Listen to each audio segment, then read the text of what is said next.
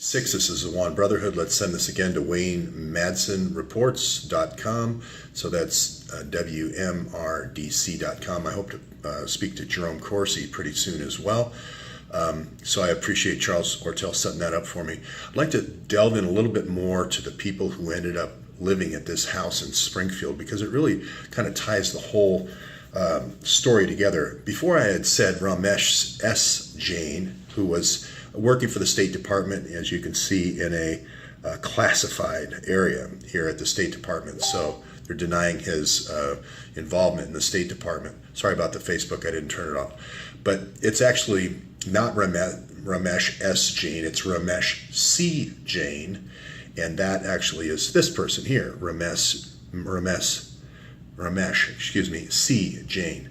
Now, I'm still not ready to say that Ramesh S. Jain is not part of the story. I think he could be the son. They bear a resemblance to each other, and the fact he's in the State Department and now they're denying his existence in a classified area.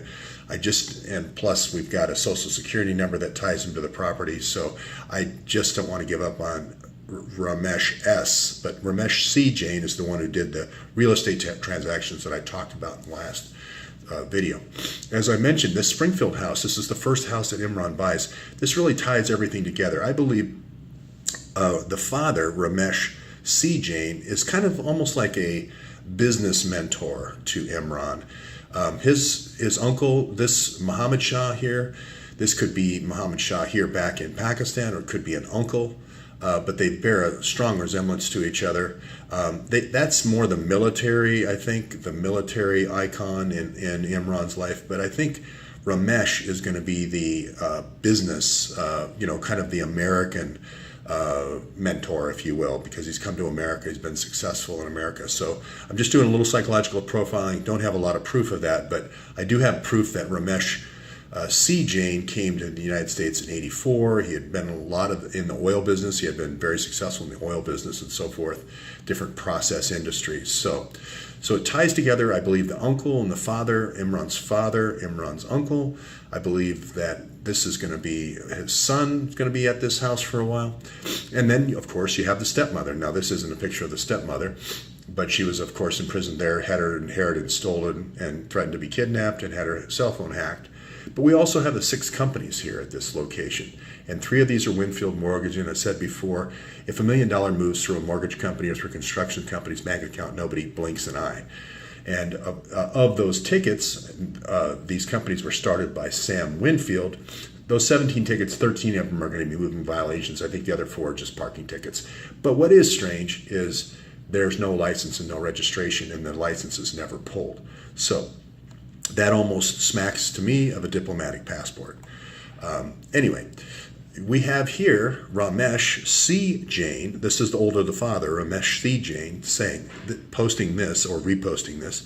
We are Jats. We don't break hearts. We only break bones. Proud to be a Jat. You may remember that from the Awans. The Awans said, we are Awans. We break bones, not hearts. Similar paraphrase of the same idea. But I'll quickly explain what a Jat is. First, the Jat is this part of Pakistan, the Muslims, mainly the eastern half of Pakistan. If you look at Pakistan mapped on the United States, it's about New York to Florida. So this would be the kind of the New York area where the Jats are. And, the T here is the tribe. So that tribe actually would be like Albany, New York area, close to the border, but it includes Lahore, parts of Lahore as well. So, and a subset of even that is the province of Sialkot. That's where the rice company is. That's where Jamal's rice company is. It sends the 16-month apart rice orders.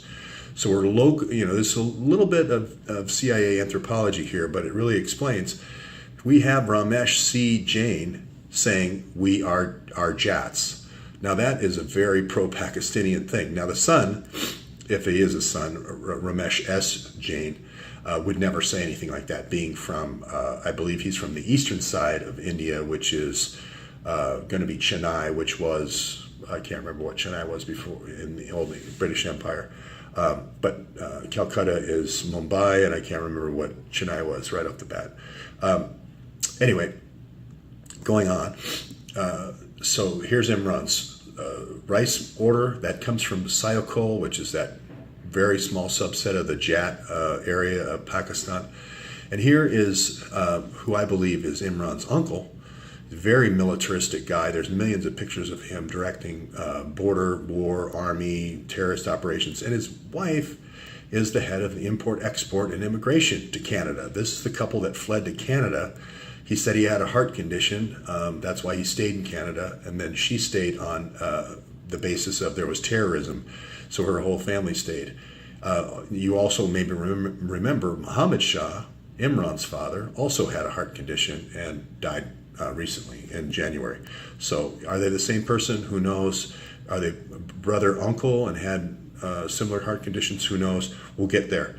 But the other thing I wanted to say is don't forget that Soraya Begum, East Pakistan or Bangladesh, however you want to say it, is involved in this company called AAIT. There's this M. Pana, Dr. M. Pana. Some people call him Dr. M. Pariah, but no. Dr. M. Pana is worked for all these agencies, 30 different agencies, the 9 core backbone of all the Department of Homeland Security and the VA and so forth. And again, this troubles me because the Office of Administration of the Secretary of Army of the United States Information Technology, okay, this is passwords for medics, basically, passwords for field medics. This is how you get a log on and authorization to get in the U.S. Army Field Medic Program, is also called AAIT. Just a little bit too much of a coincidence for me. Now, Soraya Begum didn't work for the VA in Maryland and Virginia. If there wasn't all these other connections to JAT and so forth, and these militaristic connections, I might not feel so bad. Now, here's another thing that kind of doesn't, we talked about Sammy's tickets. I reduced that down to 13. But again, we have one of the wives here working at TRICARE, and which really in turn is the U.S. Army Doctor Referral Service at 5111, just so happens to be 111 Leesburg Park Road. So again, a lot of Army, VA, over and over connections. So I showed the proof of this earlier. I won't show it now, but just prove that Mr. Jain, Ramesh Jain, did buy those houses. Again, I think we got to look at the server logs, and we have to look at what the FBI field report was, because the FBI field report came over to the Lorton house and picked up those laptops, picked up those Blackberries. We need that report to be released. That exists. The FBI needs to acknowledge the existence of a case and a field report, because the Marine stood on the desk, on the pedestal, and told me that the FBI came and got him. And the other thing we need to know is unseal the indictment. We need to unseal the indictment that's been made it would be the D.C. District of the Department of Justice. Okay, that's 4 for today, and that's the wrap.